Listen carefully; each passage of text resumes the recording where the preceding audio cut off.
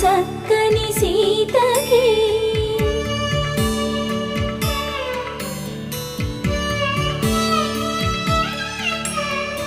ఎర్ర జాబిలి చేయి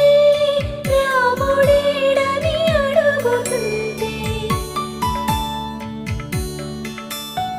చూడలేదని పెదవి చెప్పే చెప్పలేమని కనులు చెప్పే నల్ల పూసైనా